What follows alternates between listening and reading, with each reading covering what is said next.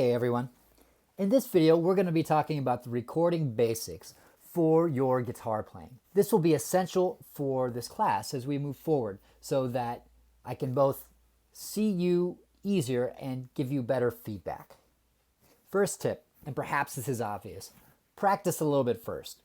I really want to emphasize that we're not looking for perfection, but at the same time, recording yourself without practicing anything is a recipe for disaster. It generally doesn't go very well, and additionally, it doesn't really inform me of much. Give yourself a couple days of practice first, and then record the video. When recording the video, there's these 3 tips. Get back, get the camera low, and use the camera lens. You can see in the photo there that I've marked off the distance between the phone camera and where I was sitting. And it's generally about 6 to 7 feet. If you don't really know what that is, you can set your guitar on the floor, and it's about 1.5 to 2 feet on either side of it. Additionally, notice that the phone is below the desktop. It's actually on a little coffee table there. Another reason you want to be low is that you're going to have to incline the camera. So that means it's got to be lower so you can actually be in the frame. Lastly, use your regular camera lens. The selfie lens has a lower resolution and also struggles to capture things from a distance. These are both problems for us because we need to record from a distance and we want a decent resolution so I can give you better feedback. If you're using your camera lens, you can probably tell that you won't really be able to see the image as it's being recorded. Thus, make sure you do a test recording. This will check out both the picture as well as the sound, and it only takes a second. Check out the following video to see what I'm talking about.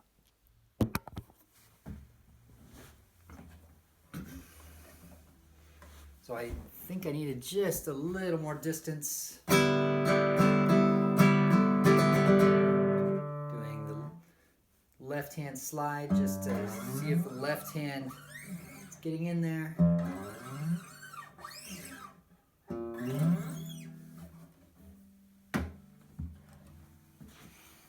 Of course, sometimes you're in a small room and you don't really have 6 to 7 feet. So what can you do? The trick?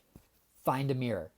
Using a mirror can double the space that you have. Again, you want to set up low. If you notice here, this time I set up on 3 books, or maybe 4 depending on the thickness and what books you have available. And you can see the camera is propped up, the phone is propped up on a little camera there that I have. And it's set up just off center from the mirror.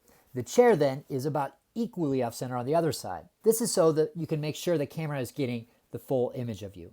Again, make sure you do a test recording. As a comparison, check out the test recording I did.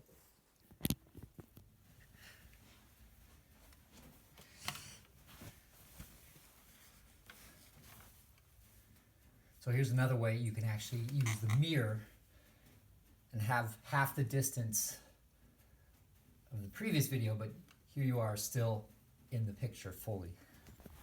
All right, last but not least, do more smaller videos. Larger videos can take a while to do, but if the setup wasn't right, then you've just doubled the amount of time you have to do to re-record it. Worse off, longer videos take exponentially longer to upload.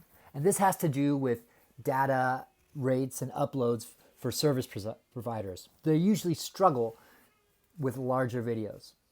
Smaller videos, on the other hand, are easier to re-record if something goes wrong.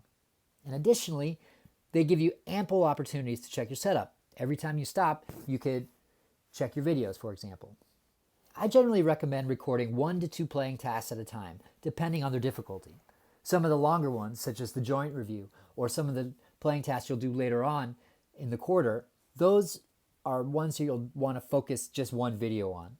What you'll find is that these smaller videos are generally faster to upload. So even though it's a little more tedious, it's going to save you a lot of time in the long run.